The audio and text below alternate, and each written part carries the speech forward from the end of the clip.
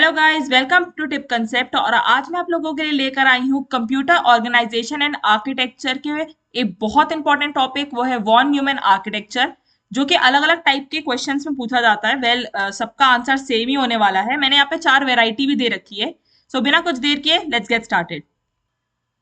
ये मैंने पिछले जो 4 साल के पेपर हैं आरजीपीवी के, उसमें से ये क्वेश्चंस पिक किए हैं। और अगर आप इस क्वेश्चन में देखें तो पहले क्वेश्चन में तो डायरेक्ट पूछा गया आर्किटेक्चर ऑफ कंप्यूटर सिस्टम क्या है, दूसरे में पूछा गया प्रिंसिपल्स क्या है कंप्यूटर आर्किटेक्चर के, फिर तीसरे में पूछा गया स्ट्रक्चर क्या है डेस्कटॉप सिस्टम का, और चौथे में पूछा गया फंक्शनल एंड स्ट्रक्चरल व्यू क्या है कंप्यूटर सिस्टम का। इन चारों क्वेश्चन में कुछ नहीं, सेम आंसर आता है, वॉन न्यूमैन आर्किटेक्चर। तो बिना कुछ देर किए let's get started with von Neumann architecture. और ये कुछ बहुत भारी भरकम नाम, बस आपको नाम भारी भरकम लगेगा। आप जो चीज इसके अंदर है ना, वो बचपन से पढ़ते हुए आ रहे हो। बचपन से आपने पढ़ा होगा कि कंप्यूटर सिस्टम के अंदर 3 मेन चीजें होती हैं। एक तो क्या हो गया, हमारे इनपुट आउटपुट डिवाइसेस,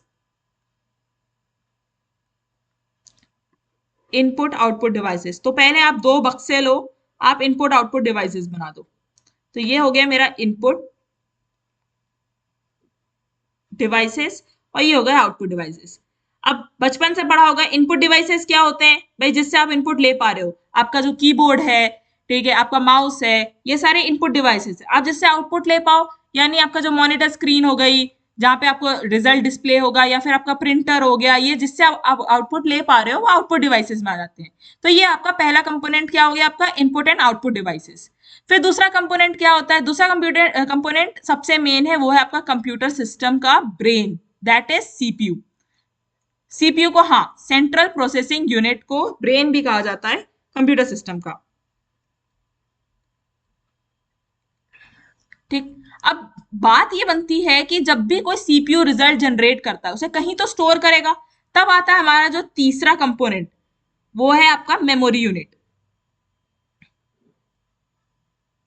बस ये जो 3 कंपोनेंट है, पहला आपका क्या हो गया, इनपुट आउटपुट डिवाइसेस, दूसरा हो गया हमारा सीपीयू, और तीसरा हो गया हमारा मेमोरी यूनिट। तो इनपुट जाता है सीपीयू को, सीपीयू फिर आउटपुट जनरेट करता है, और अगर उस आउटपुट को होल्ड कराना चाहे वो कहीं पे, या फिर कोई बहुत बोलते हैं ना कॉम्प्लेक्स ऑपरेशन है तो कहीं होल्ड कराएगा उस चीज को, तो उसके लिए वो यूज करता है मेमोरी को। ठीक। तो ये आपके मेन 3 कंपोनेंट हो गए। अब इस कंपोनेंट को थोड़ा सा और हम लोग एक्सपैंड करते हैं। ठीक है, ये तो मैंने आपको एक बेसिक स्ट्रक्चर बताया कि आपको ये क्लियर होना चाहिए कि 3 मेन कंपोनेंट्स होते हैं। तो 3 मेन कंपोनेंट्स कौन कौन से हैं। अब हम लोग अगर इसको एक्सपैंड करें,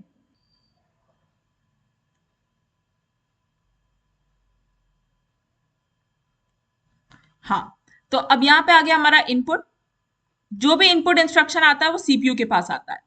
अब ये हमारा पूरा सीपीयू, सीपीयू का फुल फॉर्म होता है central processing unit, central processing unit. पता ही चल रहा है, नाम से ही पता चल रहा है, सेंट्रल, बीच में रखा होगा, प्रोसेसिंग, प्रोसेस कर रहा होगा, यूनिट। ठीक है। तो अब सेंट्रल प्रोसेसिंग यूनिट में हमारे कंपोनेंट्स में कुछ मेन कंपोनेंट्स होते हैं। मेन कंपोनेंट्स में हम लोग एक ले लेते हैं आपका सीयू। अब बोलोगे सीयू क्या है, सीयू होता है हमारा कंट्रोल यूनिट। ठीक। और एक हो जाता है हमारा एएलयू। एएलयू क्या होता है हमारा, अर्थमेटिक लॉजिकल यूनिट। एकदम घबराने की जरूरत नहीं है कि भैया इतनी बड़े क्या नाम आ गए।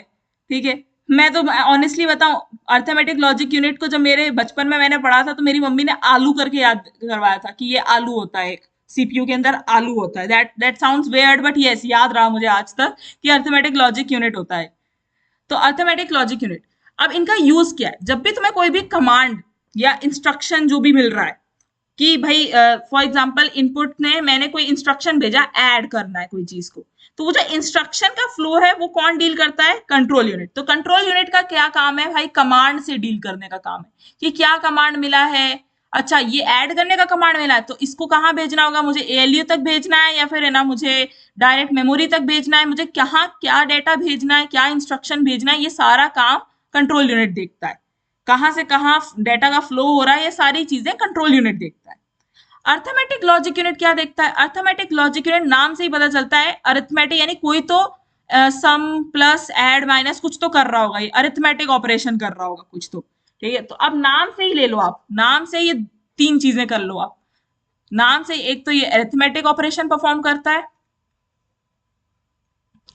ये लॉजिकल ऑपरेशन परफॉर्म करता है, आपको नाम में दिख गया अरिथमेटिक लॉजिकल यूनिट।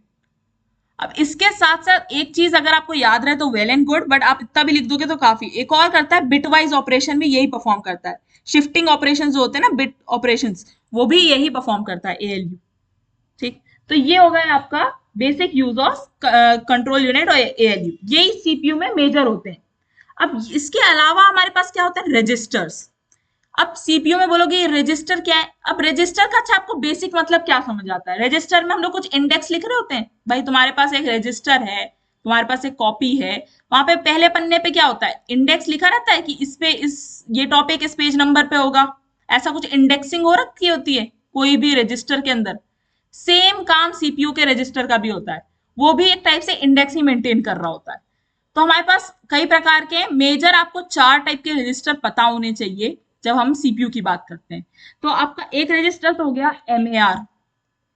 अब नाम से लेते चलते हैं, एमएआर का नाम से क्या है, मेमोरी एड्रेस रजिस्टर। अब जो भी इंस्ट्रक्शन आया था, मतलब जो भी इंस्ट्रक्शन सीपीयू के पास आया है, भाई एक साथ हम लोग, ऐसा तो नहीं कि एक इंस्ट्रक्शन दे रहे होते हैं सीपीयू को, भाई एक साथ कई सारे इंस्ट्रक्शन जाते हैं सीपीयू को, तो वो हर चीजें एक साथ एग्जीक्यूट नहीं करता, वन बाय वन एग्जीक्यूशन चल रहा होता है सीपीयू में। ठीक है, मल्टी प्रोसेसिंग भी जब हम लोग बोलते हैं ना, मल्टीटास्किंग, मल्टी प्रोसेसिंग, हमें लगता है कि वो मल्टी प्रोसेसिंग हो रहा है, आप आगे चलो पढ़ोगे तो ये मल्टी प्रोसेसिंग होती नहीं है चीजें, वो इतनी जल्दी स्विच कर रहा होता है टास्क के बीच में कि आपको लगता है कि ये चीजें साइमल्टेनियसली हो रही है। It is not happening simultaneously. तो कहीं तो से इंस्ट्रक्शन को स्टोर कराना होगा, तो स्टोर कराने के लिए वो बोलते हैं ना मेमोरी का यूज करता है। अब मैंने बोला था कि मेमोरी यूनिट आपका एक बहुत इंपॉर्टेंट पार्ट है।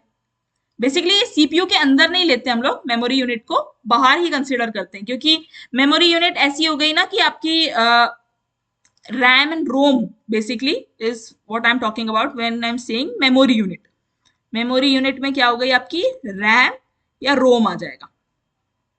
तो ऑब्वियस ही बात है, इंस्ट्रक्शन एक ऐसी चीज है जो कंटिन्यूसली एक्सेस हो रही होंगी, तो ये रैम में जाके स्टोर होती है आपकी। अब यहां से हम लेकर गए रैम में, और ये वापस भी आएगी ना, जब इंस्ट्रक्शन मुझे बोलते हैं स्टोर कराना होगा तो मैं नीचे लेकर जाऊंगी मेमोरी यूनिट तक, जब लाना होगा तो मैं वापस भी लेकर आऊंगी। तो एमएआर का काम यहां तक हो गया।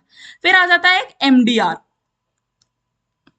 एमडीआर का क्या फुल फॉर्म होगा, memory data address, memory data register. क्या पता चल रहा है कि ये डेटा से डील करने वाला है। डेटा यानी इंस्ट्रक्शन को क्या डेटा चाहिए। अब जो भी तुमने इंस्ट्रक्शन दिया है, फॉर एग्जांपल मैंने ऐड करने बोला, मैंने बोला कि भाई एक इंस्ट्रक्शन में ऐड करो, ऐड का जो भी रिजल्ट आएगा उस रिजल्ट को जाके फिर है ना उसमें से कुछ सब्सट्रैक्शन परफॉर्म करा, मतलब कुछ एक बोलते ना कॉम्प्लेक्स ऑपरेशंस में फिर मुझे डेटा स्टोर भी करना पड़ रहा है कहीं पे जाके, तब एमडीआर क्या करेगा, ये स्टोरिंग का और वापस उस स्टोर्ड डेटा को लाने का काम करेगा।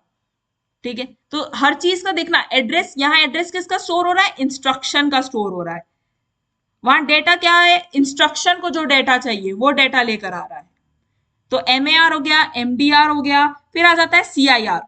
सीआईआर का फुल फॉर्म होता है करेंट इंस्ट्रक्शन रजिस्टर। भाई अभी कौन सा इंस्ट्रक्शन चल रहा है ये भी तो बताना पड़ेगा ना सीपीयू को, याद थोड़ी ना, याद रखना यानी क्या है, हमारा ब्रेन याद रखता है चीजों को, सीपीयू याद नहीं रखेगा, तो उसको ये चीज कौन बताएगा, सीआईआर बताता है कि अभी भाई करंट में कौन सा काम चल रहा है। फिर आ जाते हैं आईबीआर। आईबीआर का फुल फॉर्म क्या हो गया आपका,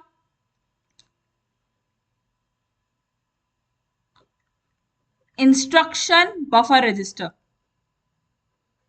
इंस्ट्रक्शन बफर रजिस्टर क्या करेगा, आने वाले जो भी बोलते ना अभी जो करेंट इंस्ट्रक्शन एग्जीक्यूट हो रहा है उसके आगे जो भी एग्जीक्यूट होने वाले हैं उनको स्टोर करके रखेगा। ठीक है, सो बोलते ना नेक्स्ट इंस्ट्रक्शन को कौन स्टोर करके रख रहा है आपके में,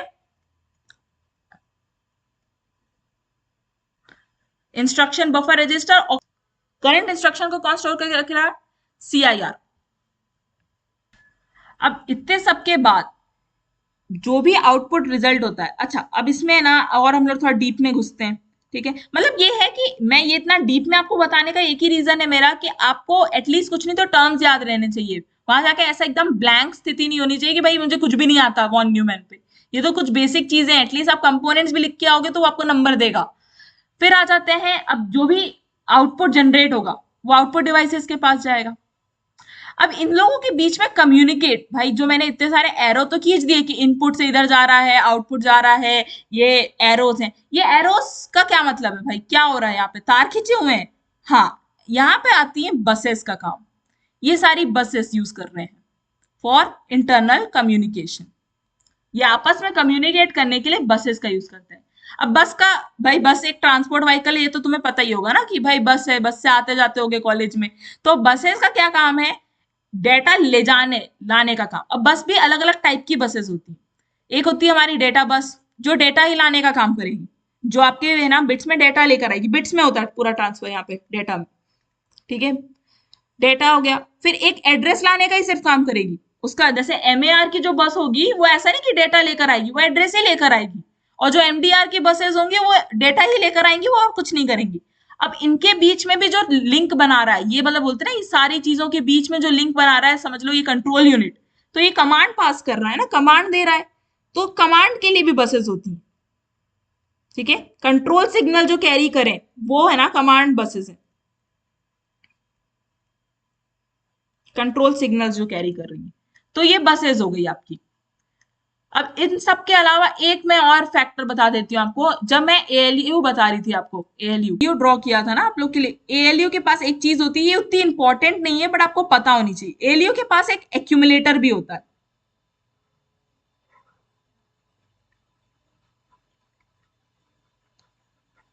एक्यूमुलेटर का क्या काम है भाई, अब फॉर एग्जाम्पल मैंने कोई ऑपरेशन ऐसा कुछ दे दिया कि 2+2 × 5, ठीक है, ऐसा कुछ दे दिया। तो ये जो 2+2 का रिजल्ट है, पहले ये परफॉर्म होगा, बॉड मास परफॉर्म होगा, पहले ब्रैकेट में परफॉर्म होगा, तो ये 4 आया। अब इस 4 को भाई कहीं तो होल्ड करा के रखना पड़ेगा, इस 4 को ऐसे ही तो नहीं छोड़ सकते। तो तब ये 4 यहाँ एक्यूमुलेटर में होल्ड होता है, और फिर उसके बाद उस पर मल्टीप्लीकेशन ऑपरेशन परफॉर्म हुआ 20। ओके, तो जो हमारा जो इंस्टेंट बोलते हैं ना, इंस्टेंट जो अभी एकदम कैलकुलेशन में तुरंत यूज होने वाली चीजें, वो एक्यूमुलेटर अपने पास होल्ड करके रखता है, ठीक है। अब वैन न्यूमैन का जो अब हम बोलते हैं ना, ये पूरा हमने स्ट्रक्चर पढ़ा, ये सब पढ़ा। वैन न्यूमैन में हम लोग थोड़ा बोलते हैं ना, एनहेंस भी कर सकते हैं इस मॉडल को बाय यूजिंग कैश। अब कैश का कंसेप्ट तो बहुत बड़ा है, बट अगर मैं आपको कैश को बहुत सिंपल भाषा में बताना चाहूँ, तो अब मान लेते हैं ये जो मेरा 20 रिजल्ट आया था, ये अभी मुझे यूज नहीं करना है, पर हो सकता है अभी आने वाले बोलते ना 3-4 इंस्ट्रक्शन में ये 20 को मैं यूज करूंगी। तो ये फिर रैम में जाके स्टोर नहीं होगी, ये कैश में जाके स्टोर होगा।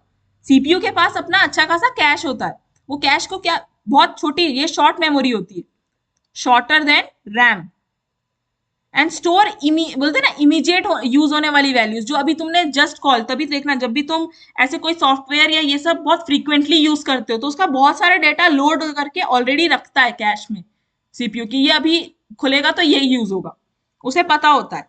बट जो तुमने बहुत समय से यूज नहीं किया सॉफ्टवेयर, तो देखना उसको बहुत ज्यादा लोडिंग टाइम लगता है, क्योंकि भाई वो उसका पूरा डेटा रैम में स्टोर करके रखा हुआ है उसने, ठीक, उसको वहां से लेकर आना पड़ रहा है बार बार।